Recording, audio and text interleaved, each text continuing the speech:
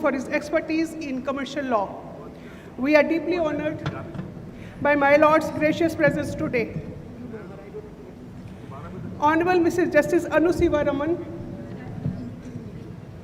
it is a matter of great honor and privilege to welcome Honorable Mrs. Justice Anu Sivaraman, Judge, Karnataka High Court.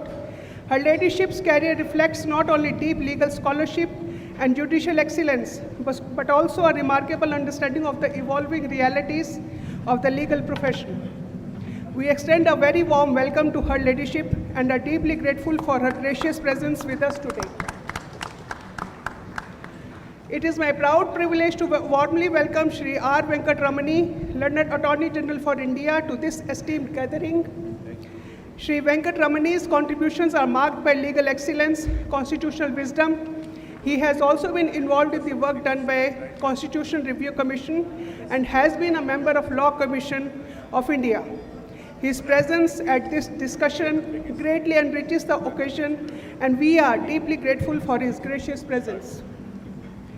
It is also my privilege to warmly welcome Mrs. Aishwarya Bhati, Learned Additional Solicitor General of India.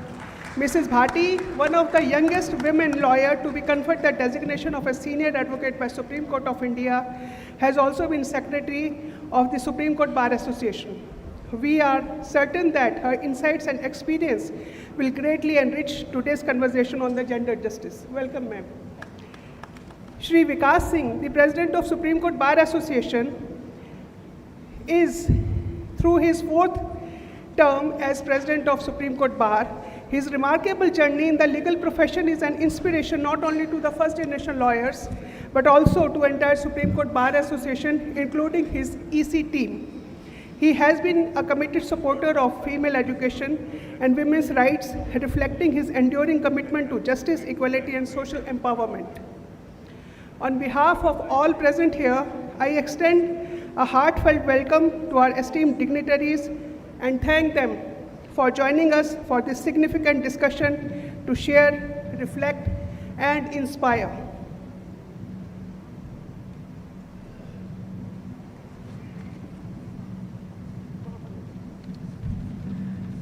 A whole generation worked to empower women, but forgot to teach men how to live with empowered women.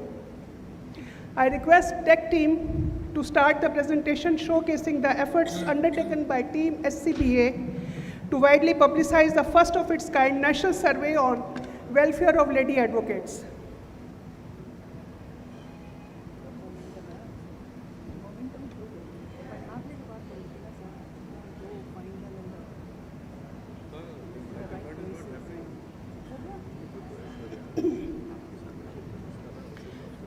Inspired by Indra Nui, CEO Pepsi's remark to leave the crown in the garage, as part of Team SCBA, we started contemplating the unprecedented when in July 2025, discussed the issue of welfare of lady advocates with my Lord Justice Suryakant, now the Chief Justice of India. That discussion developed with the help of EC, took the form of pilot project survey containing 19 questions on the problems faced by lady advocates of Delhi NCR. It culminated in the panel discussion at Supreme Court Auditorium on 3rd December 2025. The exercise highlighted the seriousness and scale of the issue, though the issues were being observed anecdotally but were not systematically recorded. There was strong need to gather ground realities through a study with the purpose and to convert marginalized participation to full participation. It being first of its kind, trial and error method was adopted to improve accessibility of maximum number of lady advocates. It is a process when no direct solution is known. Learner tries one approach. If it fails, then try another until a successful outcome is achieved. We did face considerable number of problems, the very first being length of survey.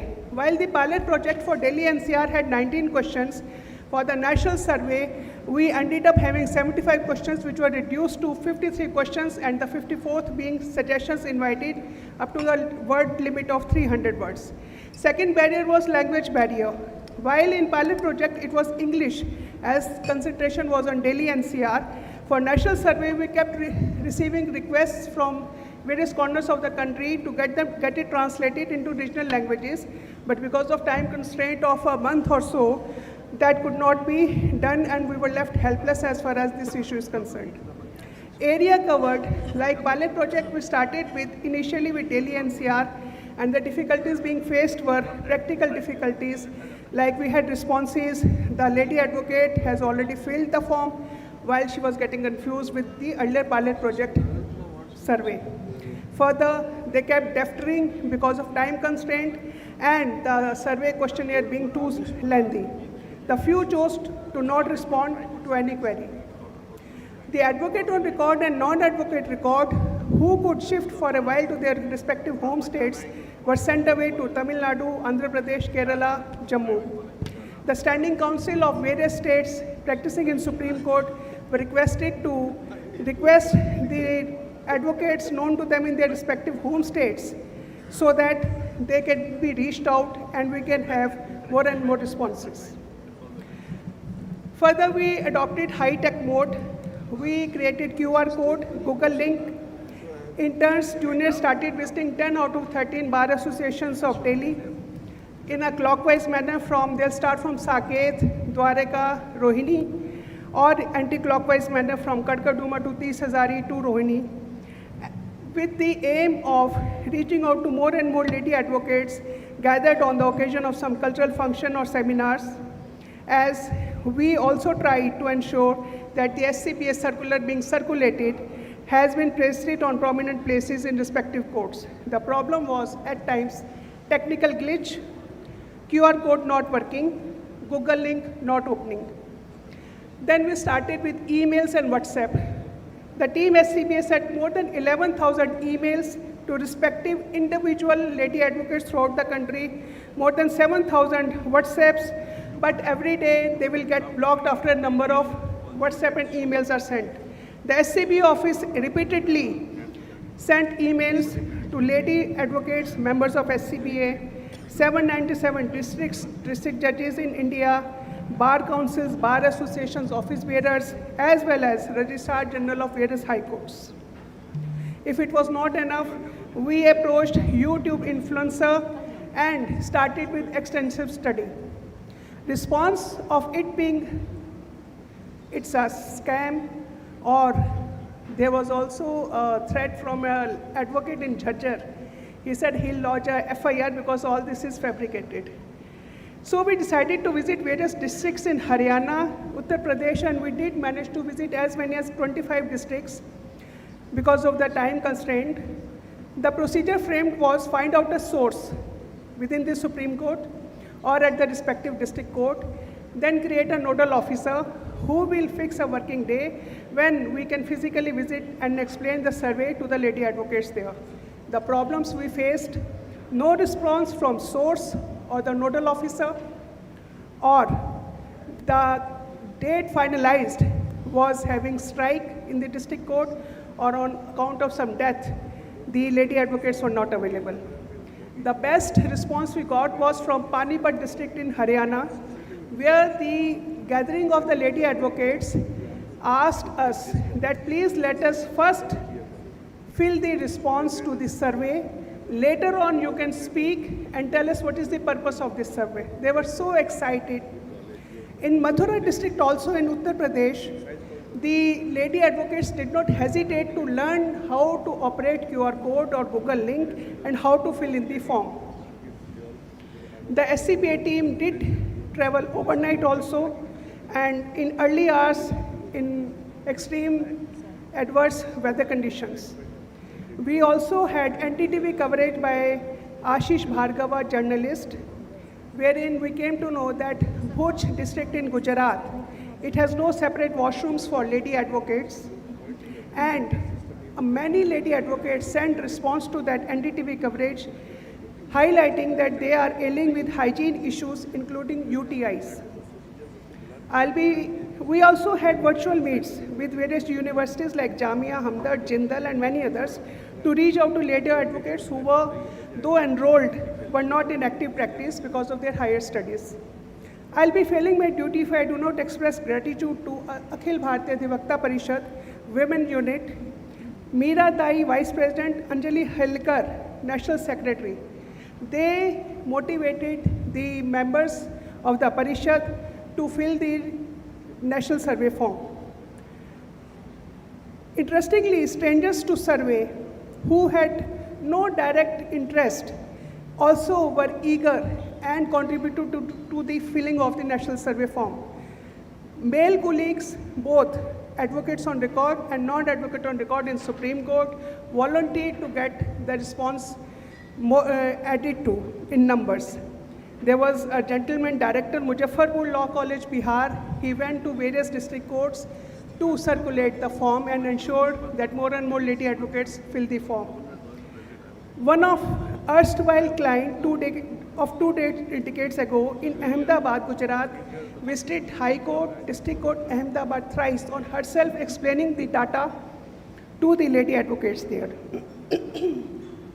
The indirect benefit of the survey was in the form of an intern in my office, Ujjaini, who was introvert, and I never heard her saying anything throughout her internship period. But on the last day, she showed me a video that she had been on the dais at Gadwal Lady Advocates gathering in Connaught Place, Delhi, and she explained the survey form with its benefits to the lady advocates in the gathering. In this drive, in view of responses received, it is suggested that such exercise of national survey are held periodically by the Supreme Court Bar Association, maybe after every 5 years. We are certain responses might change. May I now request for the release of the National Survey Report by the Honorable Chief Justice of India.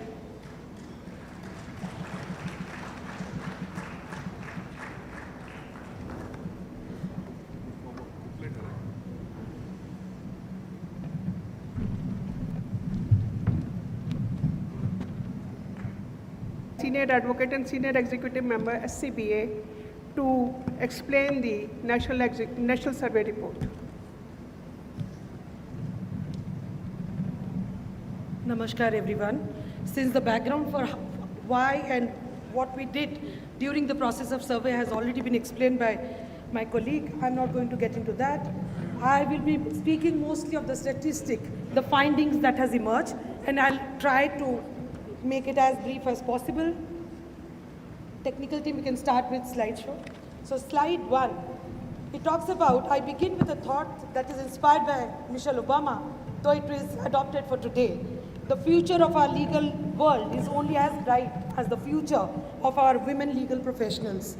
What follows is not a mere presentation of statistics, it reflects the distilled weight of 2,604 voices drawn from across 23 state bar councils spanning district courts in the northeast, high court corridors in the south, and the Supreme Court of India.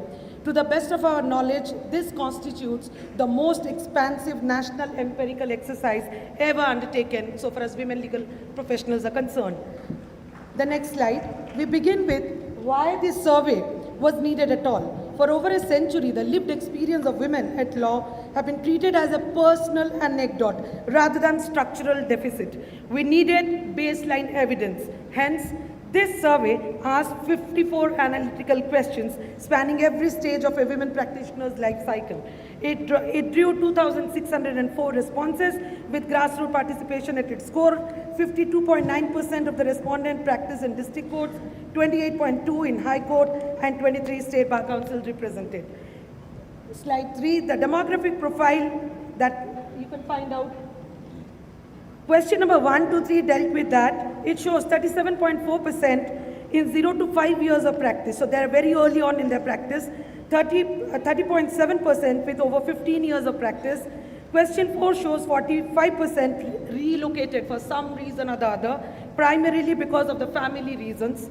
Either the husband is working there or they had to relocate because of family obligations. Question 5 shows 58.2% independent and 2.8% in larger firms, those who participated in this survey. Question 6, in fact, shows that 87.6% advocates, and only 0.4 senior advocates were part of this survey.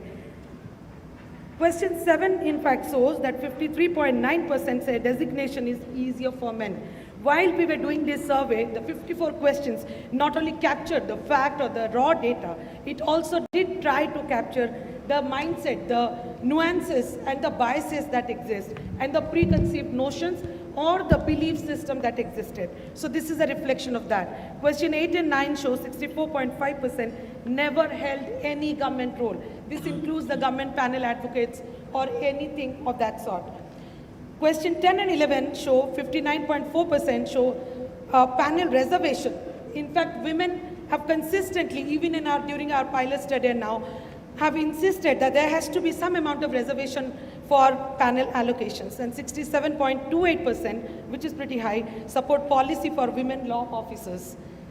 Question 12 shows that 55.5% say panel appointments are easier for men. Question 13 shows participation across civil is those who are practicing civil law is about 71.3%, family law is about 65.4%, and interestingly enough, the criminal law practice domain showed 64.5% women being there. And this is actually to deflect from the stereotypes that exist. Question 4 shows 56.9 face limits due to gendered expectations, and 15 shows 83.1 are first generation lawyers. In fact, this data of 83.1% being first generation lawyer is one of the most important things that happened to this survey, because it shows the aspiration of the first generational lawyers and the struggles and tribulations that they have to face. And another interesting finding that came across, irrespective of whether a woman is in the range of 0 to 5 years or she has already invested 15 years of her career, the struggles and the challenges remain same, and the profession remained similarly harder irrespective of the age group or the number of years that you have invested in this profession. Next, we come to some infrastructural challenges and the biases that raise, and those were from question 16 to 28. 16 and 17 in fact show only 19% have offices near the court, and 12% have none at all. Question 18 shows barriers of rent and other financial limits, that takes it to 37.5%. Altogether, it takes us to, in fact, about 80% women having financial difficulties in owning or having an office proximate to the court. And 77% lack staff, 56 lack stable digital access, because a clear digital divide also did arise during this survey, and it shows that 60% report gender bias in their professional career. Question 21 shows bias in fees that a women could command and they received, and work-life expectations bring them to 39.5%. And briefing, the number of time a woman gets briefed is at 32.8%, and insofar as appointments are concerned, that's at a low, which is at 29.1%. Question 22 shows 65.3 report positive impact of technology so far as women lawyers are concerned. Question 23 shows 63.7 find the profession discouraging at some point of their professional career, and 24 shows 81.3 say their journey is harder than men. Question 25 shows 16.1 report harassment at some point in their professional career, and up to 28.8 may have experienced it, but they do not wish to say. That takes the figure even higher. And many, in fact, have indicated that because who is there in the committee to redress these subjective factors, tell them whether they should report it or not, which is also a matter of concern. Because irrespective of the subjective criteria, the system should be robust enough to redress issues. Question 26 shows 57% of those reporting faced backlash. This is a huge number, and question 27 shows 45% report horizontal hostility. This is in fact a new finding that we found, that there is a clear lack of collegiality and sisterhood so far as women lawyers are concerned for each other, and that takes us to 45%. Question 28 shows 72.3 say gender limits networking, and that is a difficult challenge for them to navigate. Slide 5, we can go to that. Then the challenges and personal impact questions range from question 29 to 45. 29 shows challenges of limited work, which is a 60%. Networking that women are not able to do, which is 42.8%. And pay inequality takes us to 40.2%. The work-life balance challenge is 37.5. And question 30 shows 37.7 are in the, there is a huge demand for mentorship, however, they just do not have access to it. 31 shows 25.6 are confident in grievance redressal system, however, 32 shows burnout. This is again an extremely important matter of concern because we are, in our data, we found 83% were young lawyers, and out of which about 84% are saying they are burned out in this profession in the early 0 to 5 years. And 94.4% among the early career lawyers that they are facing burnout. 33 and 34 questions showed us that 59.7 support uniform judicial syllabus, because we also had questions on in judicial services examination, what are the kind of reform that you want or what are the challenges that you face. And in fact, about as huge as 80.5% they support reservation in higher judiciary. The percentage, some have indicated, some have not, but they do mention that. Question 35 shows 44.1 are married with children. We were also trying to have a demographic analysis of that. And 36.4 are single. 36 shows that 71.5 report that there is an impact of marriage on their career progression. And 37 shows work-life and financial strain that follows thereafter. 38 and 39 questions shows 42.7 denied child care accommodation when they are discharging their duty as a professional lawyer. So there is a clear need for having more accommodation policies so far as women lawyers are concerned, including the use of technology to that effect.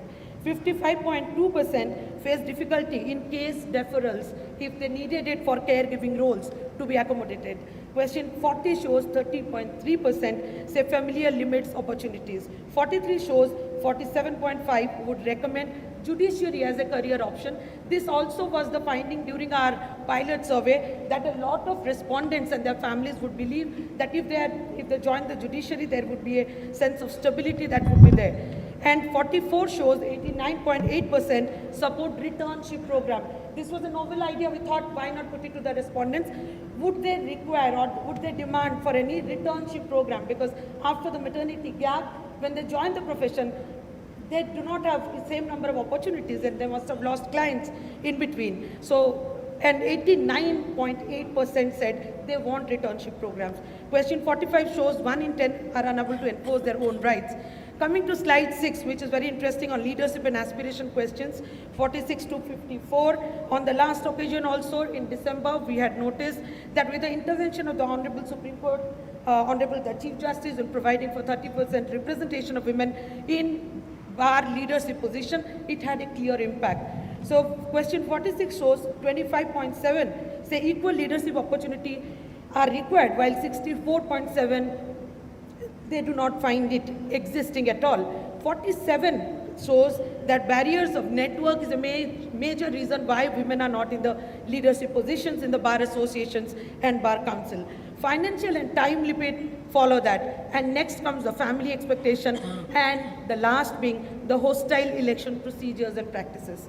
Question 48 shows 76.4 are considering judiciary as their career option, and 37% aspire to law officer roles, and 34.5 to prefer bar leadership.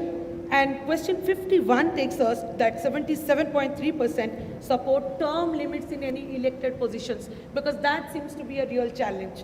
They are not able to navigate unless there are term limits in the bar leadership positions. 52 shows us that about 77.5% of women legal professionals are exploring leadership positions in bar associations and bar councils. And about 50.9 are satisfied with having this role, and about 35% are still neutral, and few others are still exploring. And so far as 54, question number 54 is concerned, they reflect, because it was an open-ended question and 300 words they had to write. We tried to cluster them into different groups. They reflect a strong demand for structural reforms. Coming to slide number 7. Now, what do we get out of this statistics? It actually sounds like a mere number, but what is the impact of it? So we did try to do a cross-section analysis of the data and find out some of the interesting findings that are emerging, because then only we can lead forward for some reforms in the system if need be. So number 1, multi-dimensional reality. While before we come and go anywhere, it is imperative that we pause and actually conceptualize what runs through these data points. The legal ecosystem expects an extremely singular, linear form of endurance that's required in the profession. That is not so far as women are concerned. Next, there is a brief-based focus that probably everybody expects them to have. That may not be possible. Number 3, there could be an assumption that there is domestic support that may or may not be there. Have that along with the caregiving roles that the women have to play. The female practitioners bring a multidimensional reality to that same space in comparison to their other counterparts in the legal profession. She manages the unsaid biases, she carries the domestic anchors that society assumes she can shoulder alone because it is linear. She deploys emotional intelligence to navigate a professional space that routinely mistakes grace for weakness, as she treats financial independence as central to her dignity, even when the profession rarely acknowledges it. The number 2 key finding that we have here is entering without a safety net. And this is a very important finding. 3 numbers define the challenge at the entry itself. As I mentioned earlier, about 83% of our respondents were first-generation lawyers, meaning no inherited networks, no informal mentors, no institutional memory, so to say, that can be passed down at home. When asked whether the respondent's immediate family member had any space in the legal sphere or not, 83% of the same no. 58.2 are sole practitioners without any support, operating without any structural support of a firm or a chamber. When asked about the practice structure and setup, 37.4% in their first 0 to 5 years of practice, a massive influx of the young, talented women entering a profession unprepared to receive any mentorship, lacking in legacy or any support, structural support in their families. The next takeaway, what do we find? Slide number 9. It takes us to the mentorship deficit, as I already mentioned. When we're talking about 83.1% entering as first-generation lawyers, we find that only 31.5 have any formal system of mentorship existing for them and are satisfied with the guidance they receive, but there is a huge aspirational category that exists. 37.7% report an active but unmet need for mentorship. I think this is where the bar associations and the bar councils have to chip in to provide mentorship programs for the young budding lawyers, those who are in need of mentorship.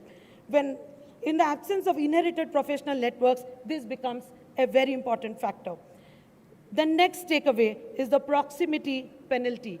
As we discussed when we were looking at the statistics, we did see that the financial and other reasons are the primary reasons why women lack having any physical infrastructural support closer to the court. So that is what we are calling the proximity penalty.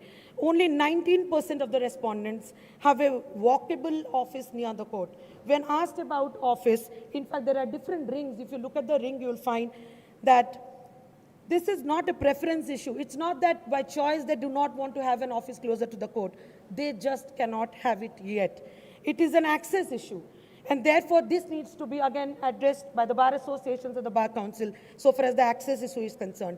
83.8% say proximity to court helps practice significantly, however, they lack it. Why are women excluded from proximity? The reason that they cite is 45.4% cite high rent, 37.5% say it is not financially viable yet, because they're all young lawyers. 20.3 are pushed outward by the family responsibilities, and therefore they do not choose to have their own physical infrastructural office spaces. And 8.2 cite commute safety being a concern for not having it near the court, as they will have to put in a lot of hard work even after the court hours. Therefore, they do not choose to have it near the court. Proximity, therefore, dictates access to brief, to network, to visibility. Its absence shadows women from formal ecosystem. The next takeaway from this entire survey is the anatomy of everyday bias that lingers on, and that sets the undertone for the women professionals. And here, out of the 81.3, women say the professional journey is harder than male counterparts when they were asked about, do you believe in that? Because as I said, besides trying to capture the fact, it was also the idea to capture some of the notions that exist and how do they feel. Now, 6 in 10 women have personally experienced or witnessed institutional gender biases. When they were asked about, have you ever experienced gender bias in your workspace? Where does the bias manifest really? The fee negotiations, as we just mentioned, the work-life expectations imposed by gender, client trust, and the briefing decision and panel appointments and the judicial appointments. This is not interpersonal conflict. It is the structural texture that exists and we found in the report. The next takeaway, what emerges from the survey? Seniority versus perceived difficulty. One of the most important findings of the survey is that perceived difficulty, is the profession harder for you? That question was in fact shocking, the revelation that we got. The perceived difficulty does not diminish with seniority. Irrespective of the years of practice that you have put in, the proportion of reporting that the journey is harder than male peers remain consistent across age group. This means the barriers are not merely entry level. This is systemic. They are embedded throughout the profession, and that is something of matter of concern for all of us. The next takeaway for us is the attrition cycle. A lot of women lawyers are joining the profession, but where do they really get the attrition happens for them in the profession? About 84% experienced work-related stress or burnout in the past 12 months. Among those in their first 0 to 5 years of practice, this rises to 94.4, a near total early career crisis, so to say, signaling impeding attrition. Now, compounding this is a horizontal hostility that I've just mentioned, which is about 45% of women have reported that there is gatekeepers, women acting as gatekeepers against women. The next takeaway is the work-life balance wall, which is 52.2% face difficulty getting matters, differ on childbirth issues, and therefore the work-life balance remains a consistent issue. 42.7% said they were denied support when they sought accommodation during the caregiving years. In fact, shockingly enough, many of them did say that the digital divide is so high that they are forced to go to court and they're not able to manage all their work on an online mode. The next takeaway, I'll try to quickly wrap up and not read all the findings. In fact, the report will be uploaded today itself on the Supreme Court website, and it will be also broadcasted in the WhatsApp group for all of you, those who are participating, so that we have access and we can save the environment as well. Coming to the technology and e-court, as already mentioned, technology has emerged as an equalizer. 65.3% report a positive overall impact from the e-court initiative. But the gap in digital access is real. 56% still lack stable internet and devices. So therefore, it is difficult for them to navigate the digital device. The next takeaway is the backlash algorithm. As I just mentioned, if you report, you are in problem. If you do not report, you are not happy in the profession, there is burnout, and then there is an attrition. So up to 28.8% respondent indicate experience of sexual harassment in courts. 38.6 choose silence over reporting. Of those who reported, just 16.1, which is a very small number. 57% of them said that they face backlash. And what are the kind of backlash that happens? 13.5 clearly stated they faced work exclusion. When asked about the confident grievance redressal system, they asked for more. The next slide, slide number 17, the underrepresentation of women at the top is not a pipeline problem, but it exists as a series of compounding subtractions. Now, I'm almost at the end of the presentation, and I will just read out the subtractions, how gradually the attrition happens. Here, what exists is a series of subtractions, and here it is. It starts with 100% ambition at the beginning, minus 83.1% who enter without an inherited family network, which is question number 15, minus 45.5%, 4% pushed to the margins of visibility because they cannot afford office or other infrastructural issues that they have to have. Again, subtract 42.7% denied caregiving accommodation when they whereas they expect maternity benefits and deferral accommodations. 55.2% could not get a matter deferred due to when they were in maternity leave. Again, deduct 57% who faced backlash. What remains? What remains is a very small number. And That takes us to only 0.4% of the respondents who were women senior designated counsels.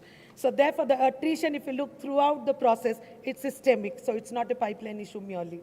The last leadership paradox I've already read, for which we are eternally grateful to the Honorable the Chief Justice of India. There is a huge aspiration of 77.5% to actively explore the possibility of being a bar leader. So I think that is soon going to be realized as soon as the order is implemented. And the exclusion loop. 72 slide number 19, it says 72.3 says gender limit access to professional networking. And when we asked, do you want to do legal aid matters? Because if you do not get briefs and the clients actually discriminate or they do not choose you or prefer you for whatever reason, do you want that? About 59.4% favor mandatory minimum representation in NALSA, SALSA and DALSA panels, with only 12.3% expressing to some other view. The judiciary still remains an aspirational scenario for women lawyers. About 76.4 are planning or considering a transition to the bench. When we asked, do you want to recommend somebody, a daughter in your family, to follow this path of legal profession, mostly said yes. But when you ask them, do you want them to do practice law, join the law firm, or join the judiciary, about most of them preferred join the judiciary. 80.5 support reservation for women in High Court and Supreme Court, and they want transparency in the selection processes. And now, we began by saying this survey is a documentation, slide number 23, I'm skipping some of them, of hard work, of difficulty, yet above all, a quiet resilience and the enduring will to remain and reform a profession that has not always made space for women. 2,604 women across 23 state bar councils have spoken clearly, consistently, and with remarkable precision about what needs to change.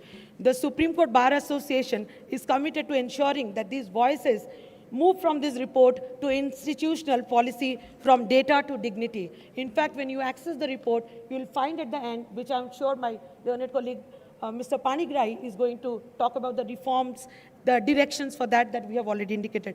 Thank you so very much for your patience. I would like to thank the team of Madam Monica Basai, who helped, and Madam Pragya Baghel, who helped us collecting the data, and Mr. Mohan Katarki, who was kind enough to bring the survey report from Delhi to Bengaluru, and Saileshwar Yadav in helping me in the analysis of data. Thank you very much.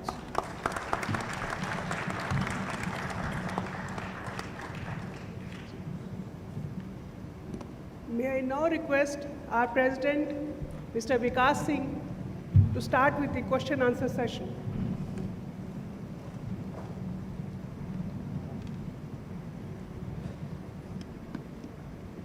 Honorable the Chief Justice of India, Justice Suryakant, Justice Bibu Bhakru, the Honorable Attorney General for India, Justice Anu Sevaraman, my Aishwarya Bhati, my colleague in the Supreme Court, other team members of the Supreme Court Bar Association, Honorable former Chief Justice of India, Justice B.R. Gawai, Justice Varale, Justice Mishra, Justice Tandon, Justice Ashutosh Kumar, Shibu Shankar, other guests present here.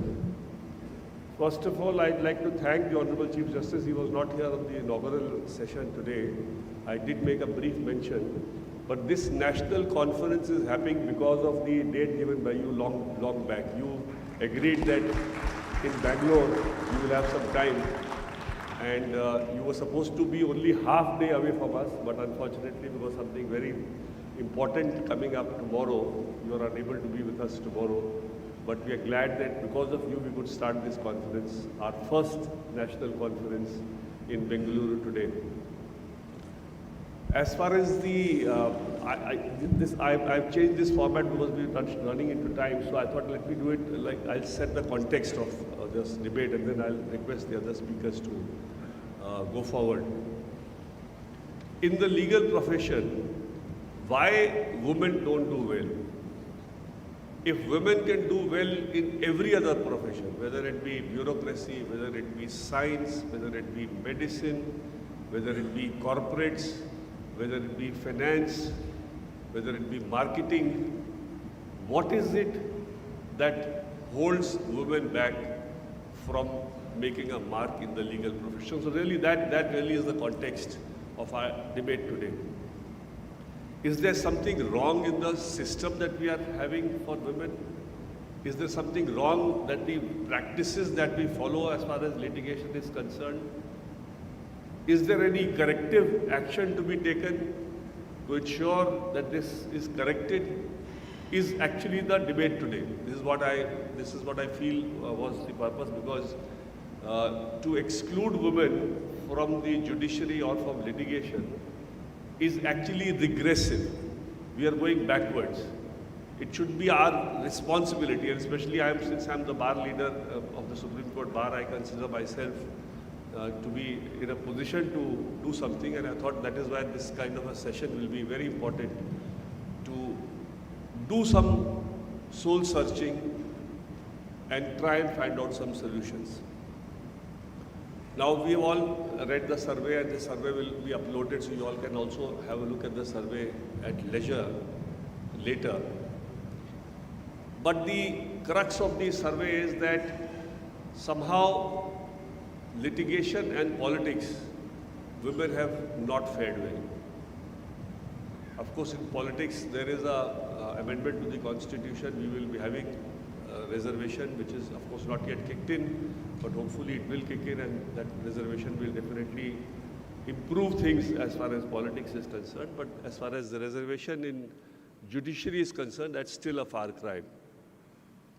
And again, I commend the Honorable Chief Justice of India that he has, in spite of the bar associations not being happy, and I must admit this to you, sir, that the bar associations are not happy that you have imposed, or the bar councils have not been happy that you have imposed a 30% quota in the bar elections. But I think it's a salutary step, and we should all thank the Chief Justice of India for this and also applaud him for this. You also made a statement very recently in our other function that we did recently on women in the Supreme Court, where you said that we should also have 30% reservation of women even as judges.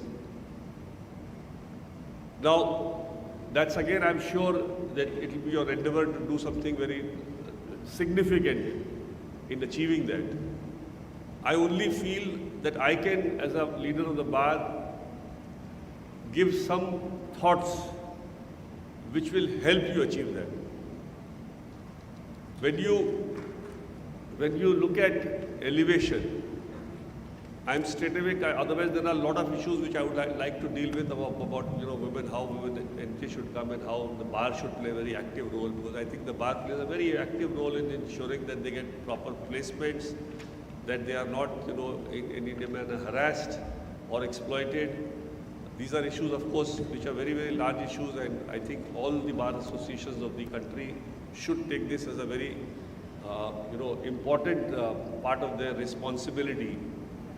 Even when the Bar Council expects these young students to go for internship, it does nothing to actually get them placements, with the result that these young students, and as the survey points out, more than 80% of first generation lawyers have actually no way of finding out or getting placed appropriately, resulting in all kinds of harassments happening and not getting the right mentorship which they deserve at the very start. So those are much bigger issues, but probably with the Chief Justice of India here, I thought I'll use this platform for that limited purpose of how to help him achieve the target of ensuring 30% women are judges.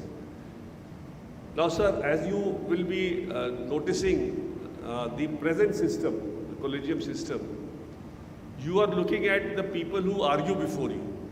They are the face before you. And you feel that this lawyer did a good argument, and you call him, that why not consider him for elevation? But what you don't see, that argument firstly is more for being made a senior advocate in due course of time rather than becoming a senior, because as judges, by the Advocates Act, you make seniors also. So you decide in the profession who will go as a senior and who will come as a judge. Both decisions are to be taken by you. So the ones arguing before you are more capable or more likely to be good senior counsels in the long run, because that also is a need of the profession. But the lawyer assisting the senior many a times is completely faceless. Most of the hard work may have been done by that lawyer who has done the drafting of the brief, who has done all the research, who has briefed the senior, and the senior, probably because he agrees with what is being briefed by him or her, ultimately goes and does the presentation. Now that segment of the bar is still today completely unnoticed as far as elevation is concerned. I think that segment of the bar will be, sir, good enough to give you a full 30% which you want to achieve. And I can assure you that the women in this profession, there are a large number of lady advocates in the law firms, litigation law firms, who regularly brief senior advocates or draft matters or appear in matters. There are a large number of lady advocates who practice in Supreme Court, who do not come to argue, but do the entire homework as far as the preparation of the brief is concerned.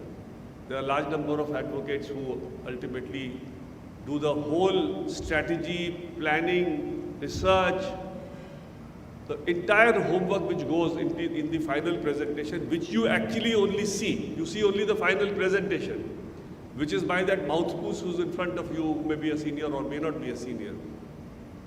If you, sir, start identifying that pool of women lawyers, I am sure, sir, you will not have a problem of achieving the 30% target that you have promised for yourself and promised us in the recent past. The problems of women not making it in this profession, in my view, has no justification, apart from, of course, these attrition issues. I was just talking to Aishwarya Bhatia in a very interesting conversation we just struck while sitting on the dais. She said, when you were struggling as a lawyer, what kind of a role did your wife play in your progress? Did she not make sacrifices? Did she not take the children to the hospital? Did she not attend the parent-teacher meeting and you could not go? I said, yes, it is absolutely true. If she had not been there, I would not have done what I have done. How many husbands are ready to do this job, or the family members of a woman is ready to do this job, to take over her responsibilities to ensure that she thrives in this profession? Now that's the mindset which needs to change. That is something which is a social issue, I will say, a cultural issue. You feel that a woman is supposed to look after the children, has to do the cooking, and she's also supposed to go to work. And obviously, since all of it is her job, you don't expect anybody to help her in any of those. Now that's also, I think, a very important point, and I think the Honorable Chief Justice of India, in a recent matter, I think which was listed this week only, has taken the concept of paternity leave. That why not the fathers should also be taking leave and taking care of the children if the woman is working, and why should this concept also not be encouraged?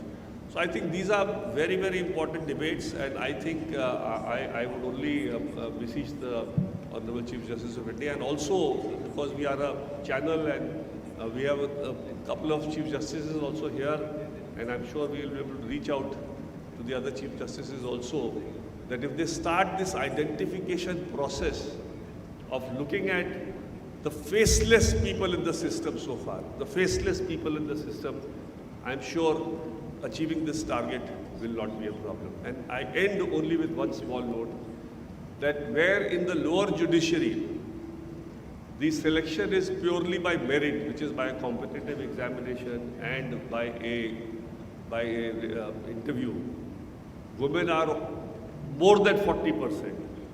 So it is not as if that they can't compete if they are given a proper, appropriate opportunity.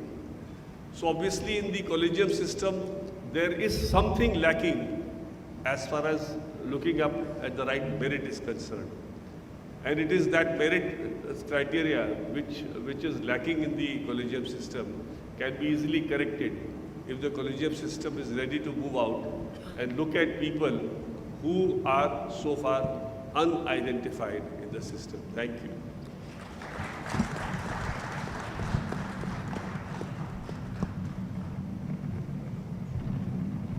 I will now request my colleague, Mr. Ashok Panigrahi, Senior Advocate and Senior Executive Member, SCBA, to take forward from here.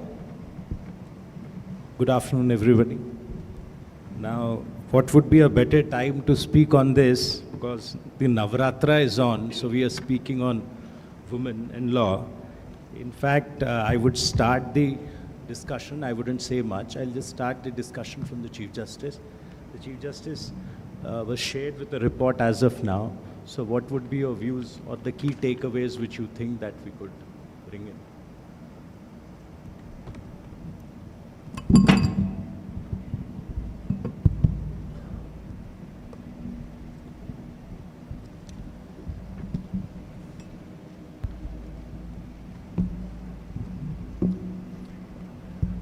See, first of all, I must congratulate the team of the women lawyers whom the credit goes for preparation of this very authenticated document. That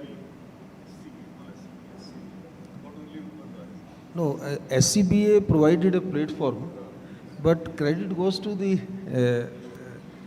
women lawyers who really, of course, along with the team of and full cooperation of the office bearers of the SCBA. It was really a very remarkable and a very scientific survey, I would say, that has been conducted. And the documentation based upon the voices of the women in legal profession, I think that's a very an excellent eye-opener, and it also provides a roadmap that how we identify the challenges and their solutions.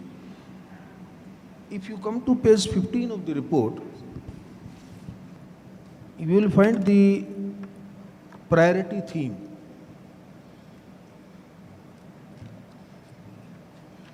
And I'm very happy to see that how minutely a very good, excellent crystallization has been done of the different challenges and different issues which the women lawyers face in profession.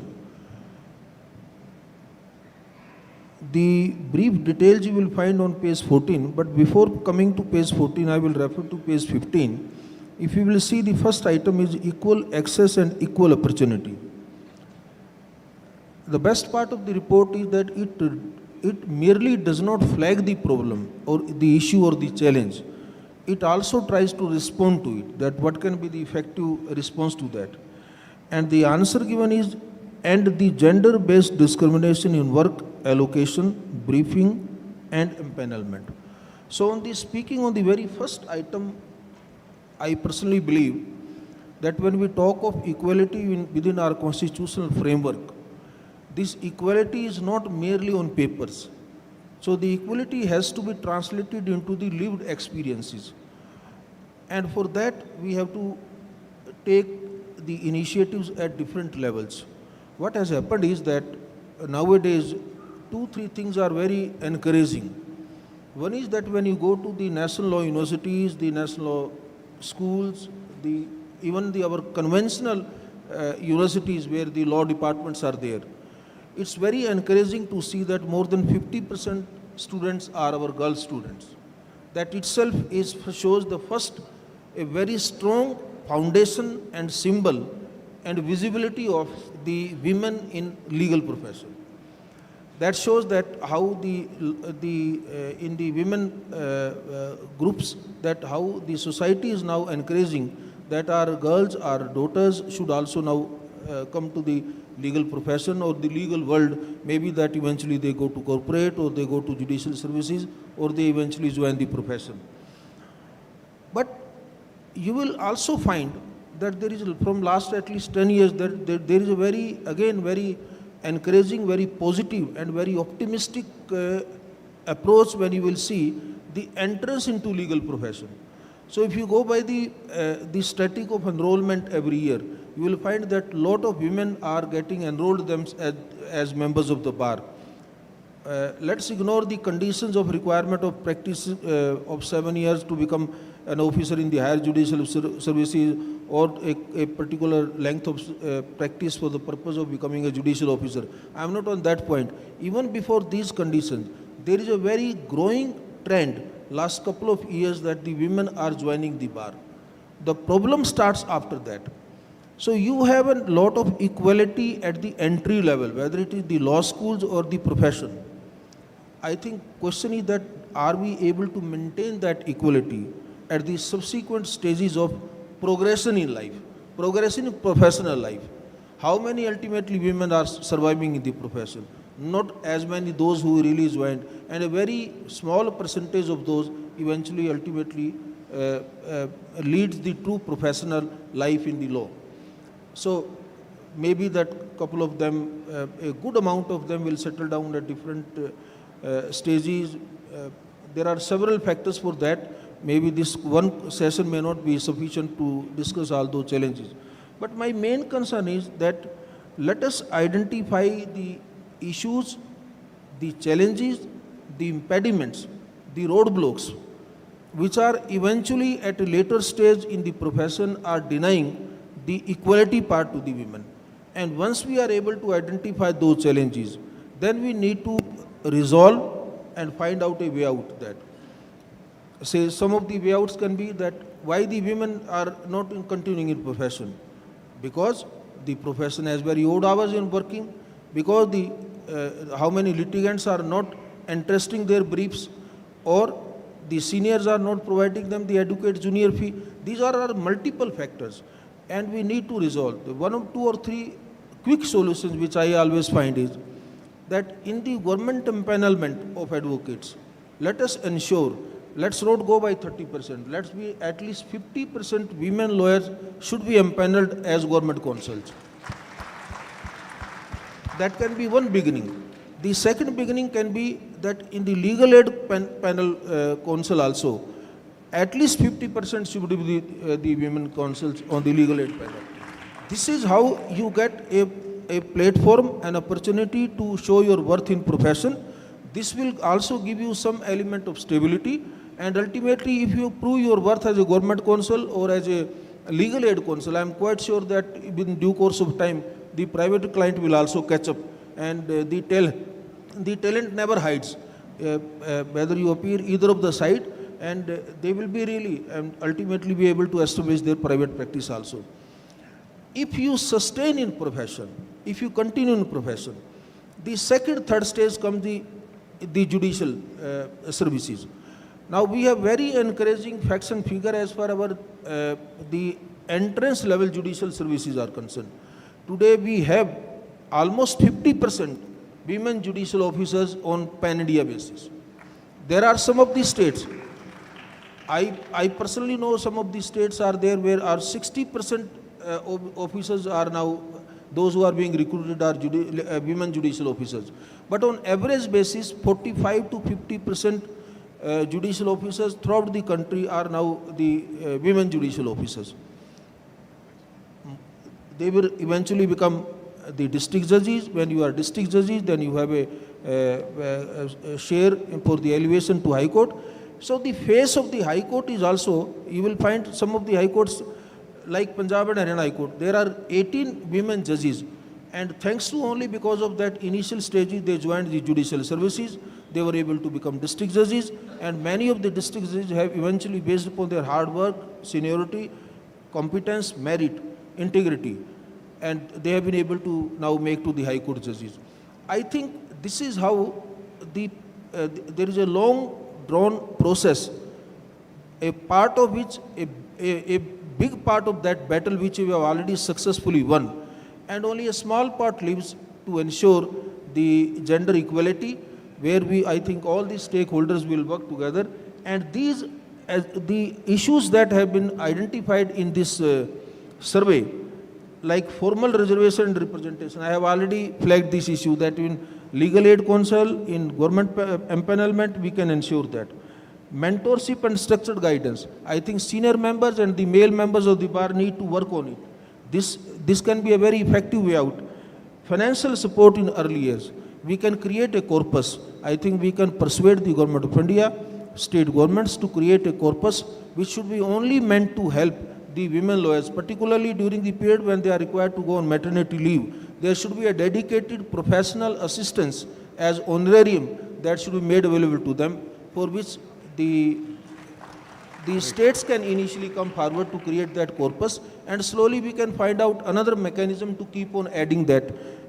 Maybe that there are other ways and means that we can create that part.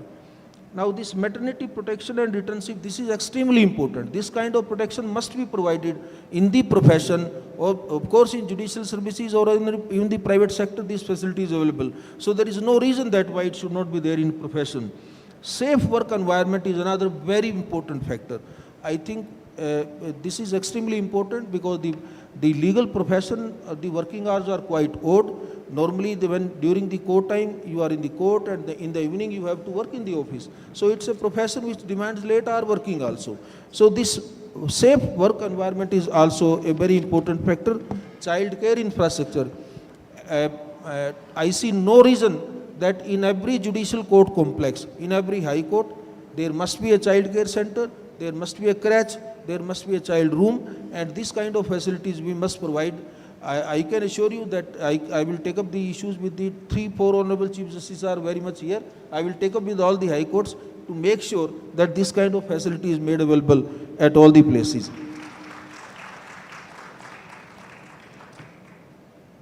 Now this item 9 is again very, very important, very sensitive, but unfortunately those stakeholders I don't find here. The Bar Council reforms. I would have really appreciated if they were also here. There are a lot of reforms required there at their end, the term limits, transparent elections, but as you will find, it should not be an individual credit, but the Supreme Court has, as an institution, come forward in ensuring, at least if not fully effective, at least some substantial representation in the bar associations and in the Bar Council. You are well aware of the recent time the orders passed. I am quite sure, though my feedback in last 2-3 days was that there are some attempts even to frustrate the order the court has passed on judicial side, but that we will take care of that. But the point is that there is now an initiation, there is a beginning, and that beginning must result into more than what we have expected through the judicial orders. And I am quite sure that all of you, with your proactive role, will make sure that this institutional representation is ensured at all levels, right from the Taluka Court up to the Supreme Court in the bar associations, and of course at every level in the bar councils also. Judicial exams I have already shared with you. The representation by our young daughters, the women candidates is absolutely encouraging. It's very delightful to see that most of the meritorious position, in fact, because of their hard working and their dedication, their commitment, that they are gaining this position. And overall, infrastructural issues are also, if effectively addressed by all the stakeholders, particularly the state governments and the central government, for this purpose. If someone will recollect that in recent times, in fact, when I went to Uttar Pradesh for the foundation stone of a couple of integrated judicial court complexes, and after that at wherever place I have gone, I have always said that not a single judicial court complex is acceptable to us unless it provides dedicated, separate infrastructural facilities to the women members of the bar. And that is what I have publicly announced. And I can assure you that that commitment as an institution will continue there, and we will make sure that these facilities are provided. So this report itself, to my mind, is a guide, is a guidebook. It's something it really should hold as a smaller mini constitution for us for the women reforms, and we should follow all the analysis done it. and it can really work wonder in ensuring that we are able to, if not completely eliminate right now, in due process of time, this gender discrimination is completely eliminated, and we are able to achieve what the Constitution envisages the principle of equality. Thank you very much. Thank you. Thank you. In fact, the Chief Justice has dealt with the whole issue. In fact, there were 10 pointers in this. He's dealt with all the pointers. So, in fact, it would also serve as a closing remark for me, because now all the pointers have been dealt.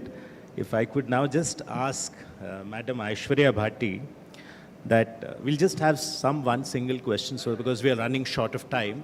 Yes, if I could just ask her that what steps would you suggest for young female advocates, especially first-generation lawyers who do not have mentors in litigation, given the fact that this presents that around 83% women are all first-generation lawyers. So what are these which you would suggest?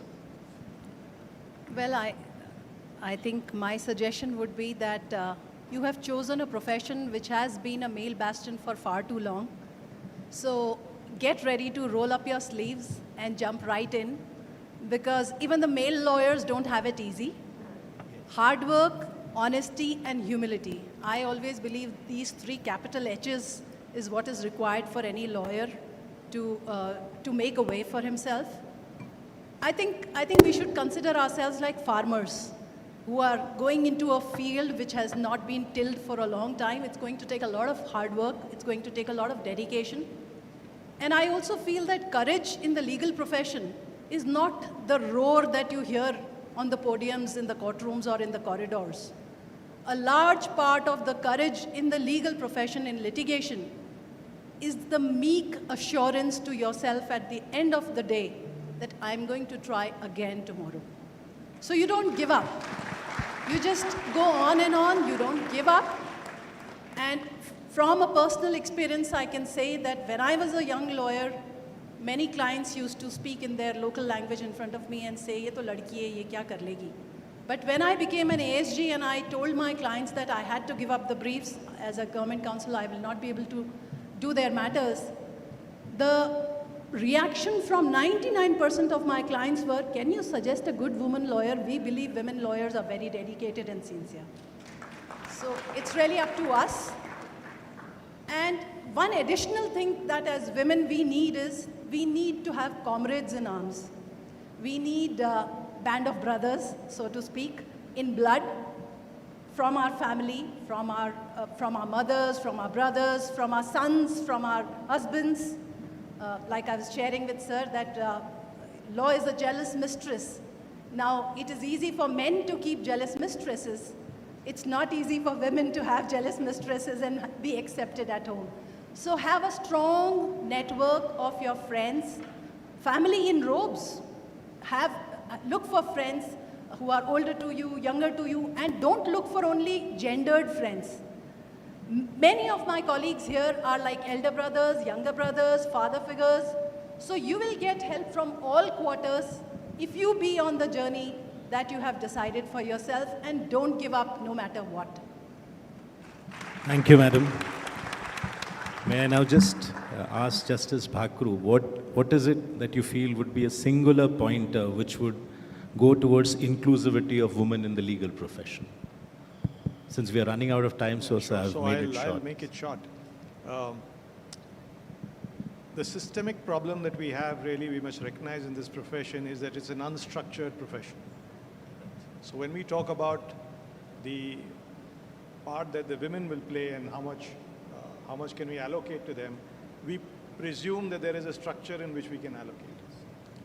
So the first and foremost, to begin with this, is to have a more structured profession. And I'd like to make it short. We have parallel professions like that in chartered accountants, where you find far more structured practitioners than we have in law. As the profession matures, I'm sure this will happen. It's already happening. Second structural thing, I think, is the very nature of the times will thrust on us. The fertility rate in the southern states has dropped below 2.1, which is regular to maintain the population ratio. So in Telangana, So in Telangana, for instance, it is now 1.6 or 1.7. The translation to that is that in the Viksit Bharat dream that we have of 2047, 29% of the population will be senior citizens in that state. It will compel the younger population, that is the rest of them, to put their entire might to support this. And therefore, automatically, women will have a larger role. It can't function otherwise. Third thing, which I said, which is I think singular more important and more down to ground that we can do, is to have that structure in place, crushes in place, variable hours in place, and any other support that we can give structurally in the court for women. I think that goes a long way. They anyway multitask, so we have to really recognize the fact that they're not one role that they're playing. I mean, they're playing several roles. To mitigate the load they have, this is the minimal that we can do. I think that will go a long way in inclusivity of women. Thank you, sir. Thank you for your inputs. In fact, actually, it's what we are all talking about here is we are talking of change. So now that we have started talking of change, change will happen. That's what we all, in a system of hope that we have, change will certainly happen. And if change happens, then the structure would also come into place. And then, as you were saying, we would do embedding of things in that structure, which would make things maybe in days to come a little better to roll. Yeah, it's a natural progression. It has to be. There's no other way out. And like I said, there is a good example of what's happened in the accountancy profession. Yes. You had individual ad hoc, two-member firms, mom and pop shows. They've all almost vanished. Now you have large structured firms. I'm sure law as a profession will follow suit. Once that happens, then it's simpler to put in structure a place to say that women have a larger role or a significant role or a proportionate role. But today when it's such an unstructured profession to begin with, then to contemplate to say that we'll have some allocation. You can do so in structured areas like panel lawyers or like the Chief Justice said in as far as associations are concerned, councils are concerned. But the bulk of law is outside that. So how do you get them in? You have, for example, if you look at the report, women saying that we don't get briefs. Yes. Well, as far as male law is also concerned, they don't get briefs. The client chooses once in a while to give them one brief, and their specialization goes in that way. We've all have struggled that way. So it has to be a societal change there. That you can't impose, come what may. But you can only impose a structure that is available so they can devote more time, and hopefully this will progress. You're right, changes don't happen overnight. It'll take time. It'll probably be a metamorphosis more than change that we can contemplate. But the fact that we are talking about it today, the fact that it's, my SCBA has got so many people assembled here for this, this is inevitable. It has to happen. Thank you, sir.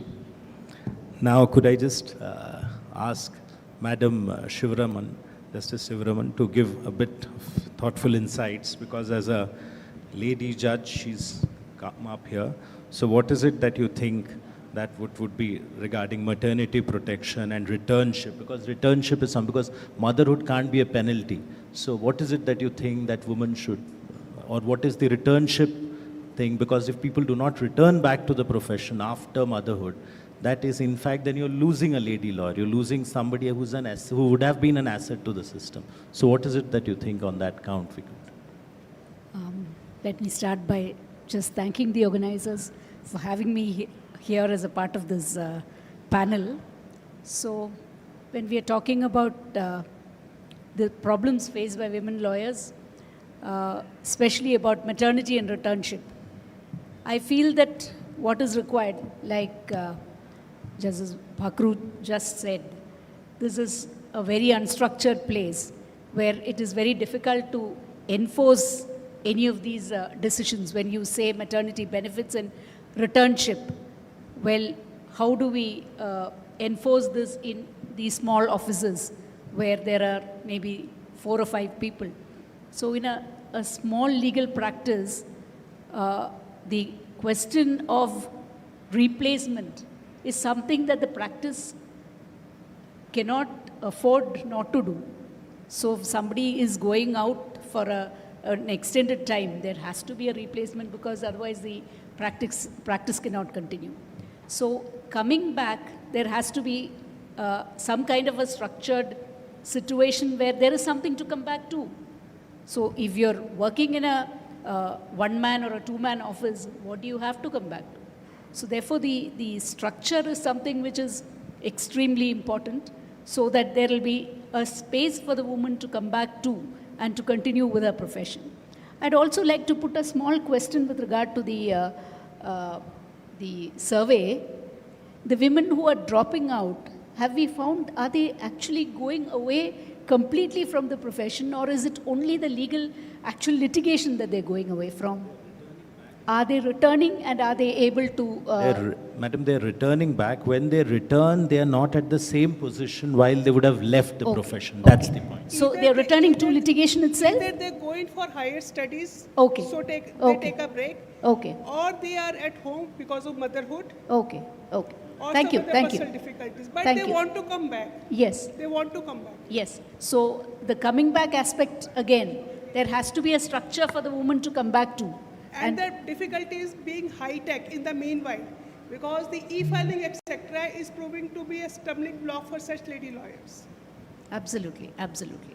So, as a woman lawyer who started practice in the last century, let me tell you that maternity break was something that was strange to us, because my maternity break was 40 days. So, that was the ecosystem that we worked in. We did not have that option of going out, because if you went out, then you didn't know what would happen when you came in. So that we did not take that option. But then how did we manage? We managed because everybody stepped up. The family steps up, the environment around you steps up, your friends, your society steps up. But do we let go? That again is a problem. It's also a question of attitude. Well, if there is somebody to look after the child, do you let go? I find it difficult. I did find it difficult because I wanted to do it all myself. This is with regard to this finding about being underpaid as well. Yes. Why are we underpaid? Are we less competent? No, we are not less competent, but we want a lot more from our professions than money. Yes. We want satisfaction. Yes. We want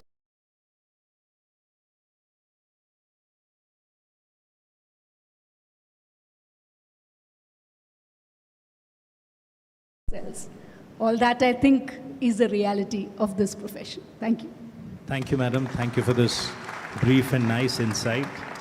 Now, if I could just ask the Attorney General who's on the dais as to give his concluding remarks, in fact, before we give the closing.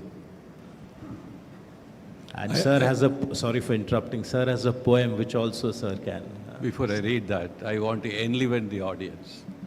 We spent a lot of very high, dense, intellectual, arguments and debates. So I want to imagine a couple of things today.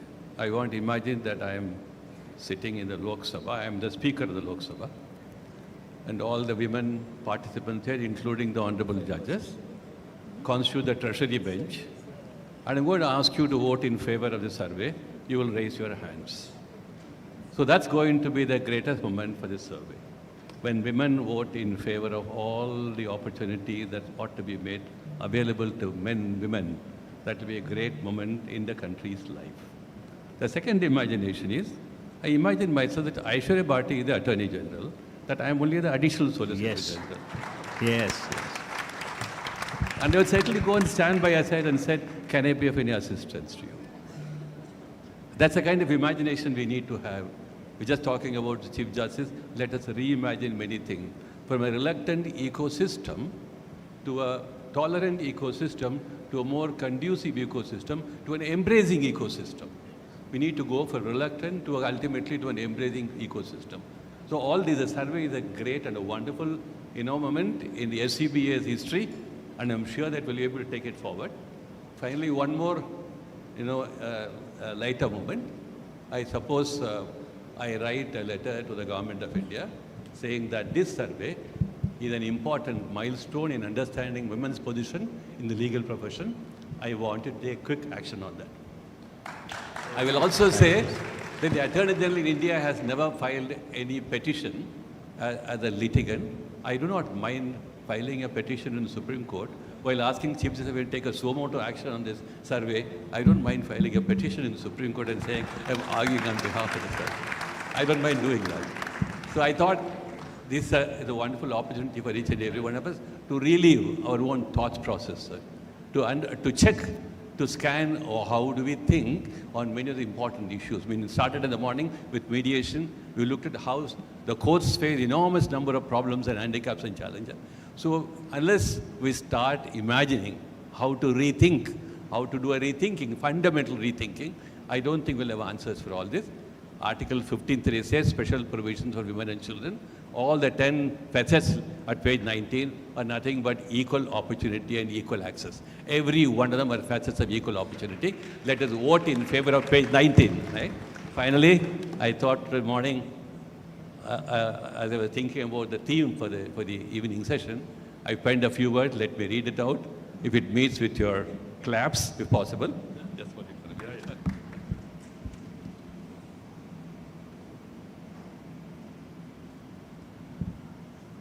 I titled this, The Weary Traveler.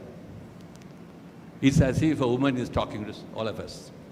How do I share the stress I bear on many friends with smiles on my face? To be a woman is being more than a man. All attachments that I carry are stories that I marry.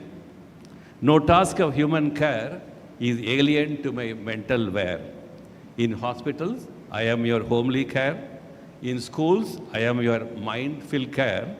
In cleaning roads, I am your social care. In TV chats, I am a daring chair. In crushes, I am a motherly care. In armed forces, I am an equal dare. As a pilot in sky, I take due care. With my gentle teams and smiles they wear. Any task I hold is no great deal. At home, I am an all-tool wear. From morn till night, all duties done. In courts, to plead or judge in all I do, a weary traveler should I be, and wait for justice to land in whim? All I need is the weeds of minds to be cut and trimmed, that I walk with shoulders burdenless and beg not for what is due. And the caravan of my life is lit more bright, its wheels too carry many smiles. Thank you. Thank you, sir. Now I'd like to just end with a small conversation which I had with Sriram Panchu yesterday. Please, sir. So he was informing a very interesting thing which had happened in the Madras Club. So after probably 100 years, Madras Club elected a committee member. So everybody questioned that how did this happen? I mean, how did you achieve this, getting a woman into the committee? So he said what happened really, what behind it was that all the influential members of the club, some of their wives ganged up and they said, if this woman is not getting elected, you are not coming back home. And that made that election come through.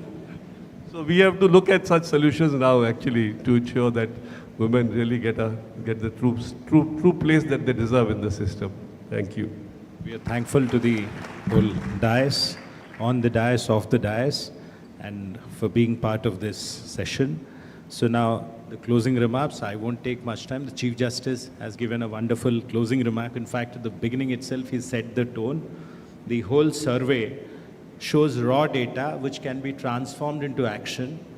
But then it would beg a small little question, that is the bar ready? Certainly the bar is ready. There are people all here. There have been toppers, who have been lady toppers as both in exams, judiciary and everywhere. So in fact, what we are all doing is we are navigating through a 19th century system. Hope we would, the systemic changes which Justice Bhakru said and Madam Shivraman and even Madam Bharti said that in fact if you have thought of coming into the profession, jump into it. So certainly this would be a good clarion call for all of them. So with these words, I wind up and I would just call upon for the felicitation which is to happen for Honorable the Chief Justice. Sorry, I'm extremely sorry. The Chief Justice of India would have the closing remark. Probably, normally when Ashok argues cases, he is always right. But today is not right that I have closed my final comments. I reserve my final comments. You know, the very fact, the success story lies in the fact that on a public platform, in public domain, we are now seriously deliberating on these issues. I think that itself is a sign of success. Yes, sir. Agreed. I must congratulate Mr. Vikas Singh and the entire Supreme Court Bar Association, the Executive Committee, for taking this initiative. Particularly when male office bearers coming forward and raking up this issue concerning the women members of the bar, our daughters, our law students, I think is a very welcome step. It's a very salutary step, very progressive and very pragmatic approach, for which again they deserve to be congratulated. This deliberation should continue once the stakeholders will discuss the issues which have been identified. I am absolutely confident we will find out the further solutions also. With all these best wishes, thank you very much. Thank you very much, sir. Thank you. Could we just call upon...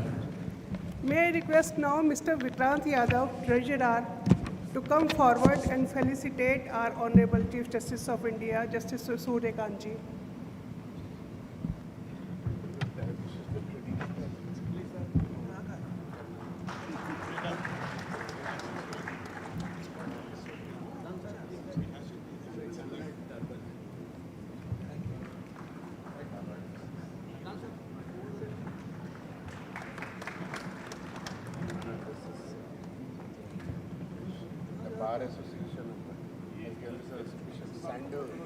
May I now request Rohit Vats, Member Executive, to come forward and felicitate Mr. Justice Vibhu Pakru, Chief Justice, High Court of Karnataka.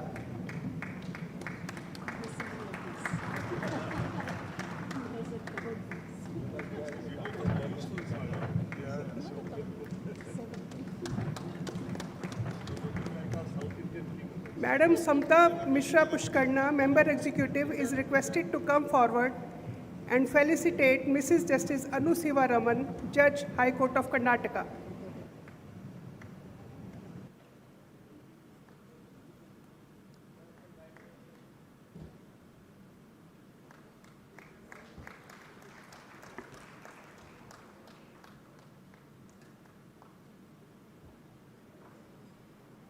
Mukesh Kumar, Member Executive, is requested to come forward and felicitate Mr. R. Venkatramani, Senior Advocate, Attorney General for India. May I request Gaurav, Member Executive, to come forward and felicitate Mr. R. Venkatramani, Senior Advocate, Attorney General for India.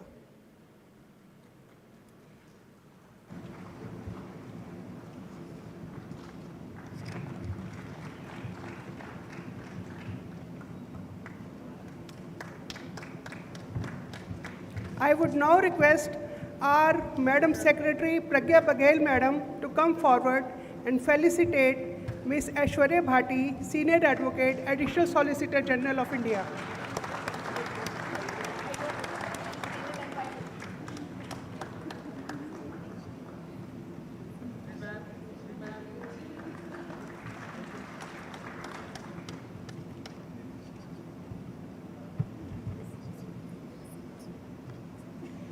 May I request Smriti Madam now, Member Executive, to come forward and felicitate our President, Mr. Vikas Singh Ji.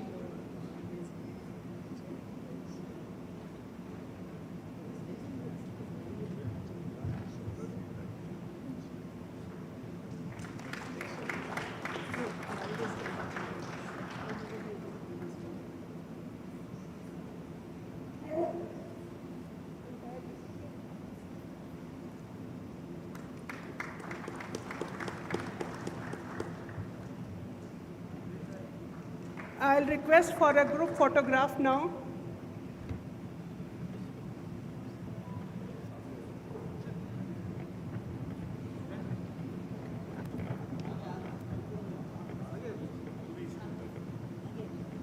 The entire EC members are requested to come forward.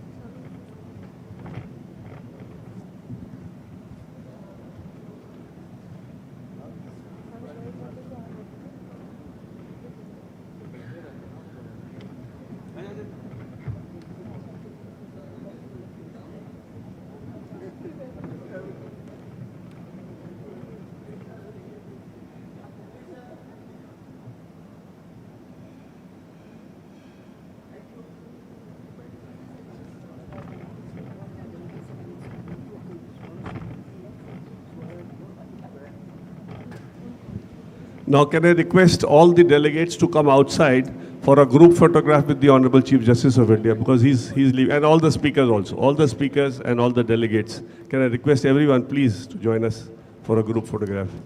This is our first national conference, so this photograph is something which we will all be treasuring in the years to come.